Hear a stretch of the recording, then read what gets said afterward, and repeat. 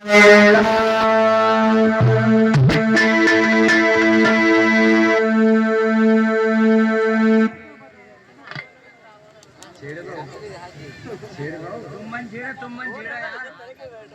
गए साउंड वाले?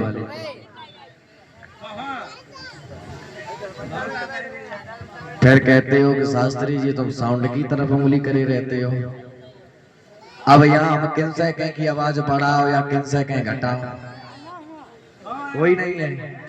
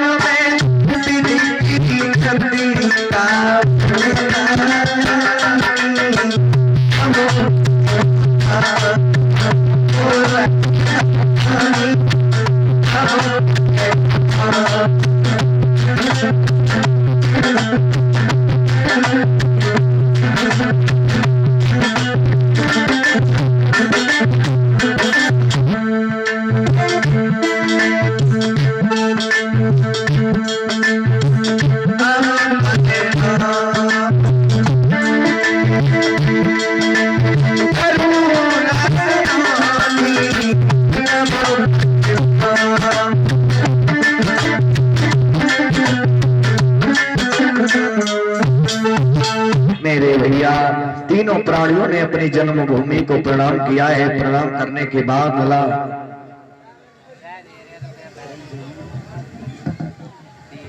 तीनों प्राणी आगे के लिए बढ़े हैं। महाराज काशी नगरिया की तरफ तीनों प्राणी बढ़ दिए, चलते जा रहे हैं, चलते जा रहे हैं। हमारे समय का खेल भला वो एक समय था, रानी वो बेटा जो कभी महलों से नीचे उतर के नहीं आया। आज समय बदला, कष्ट पड़ा तो दर दर की ठोकर पड़ने लगी। महाराज चलते जा रहे हैं,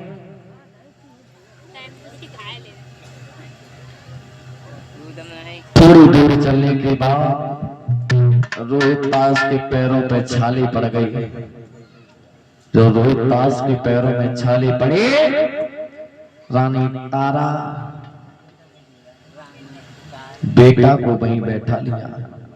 महाराज बेटा को बैठाने के बाद धूप इतनी जेठ की दोपहरी पड़ रही है, उतनी धूप में जो कभी महाराज जो व्यक्ति कभी महल से नीचे कदम ना रखा, आज दर दर की ठोकरें पड़ रही हैं। धूप में जेठ की भरी दोपहरी में पैदल पांव चल रहे हैं।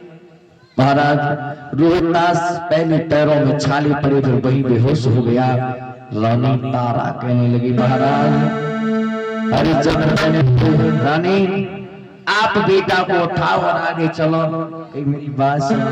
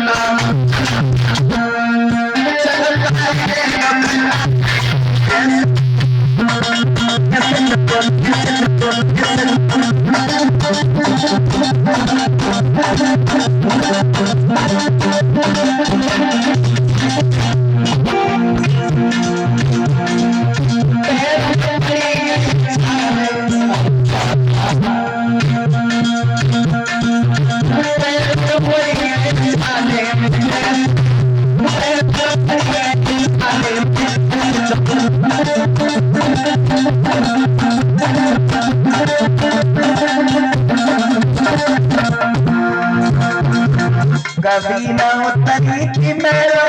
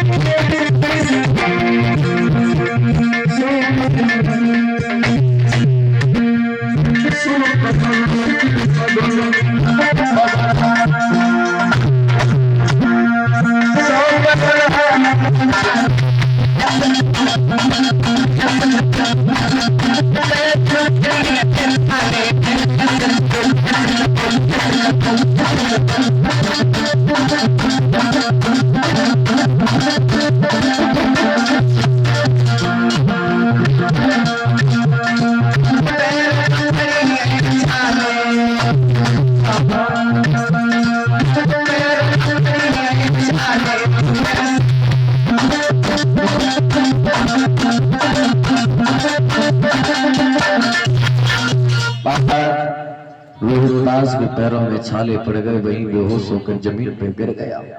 मैया ने अपने लाल रोहिदास को गोदी में उठा लिया, आवाज लगाई है, महाराज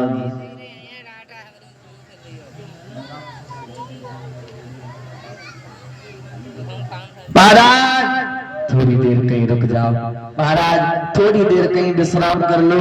देखो हमारा बेटा क्या हालत हो गई है इसकी।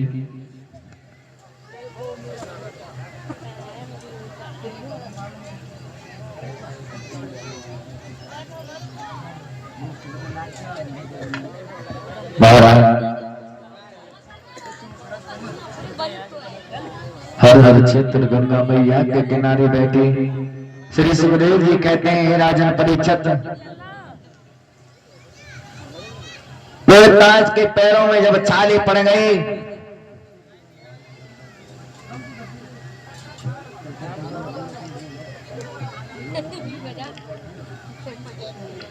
गोद में उठा करके मैया बैठ गई, आवाज लगाई, महाराज थोड़ी देर कहीं छाया में विश्राम कर लो, उसके बाद हम आगे चलेंगे। लेकिन महाराज आवाज नहीं सुन रहे, दोबारा से तरस के चीख करके आवाज लगाई, और जैसे ही पीछे देखा कि महाराज थोड़ी देर कहीं विश्राम कर लो।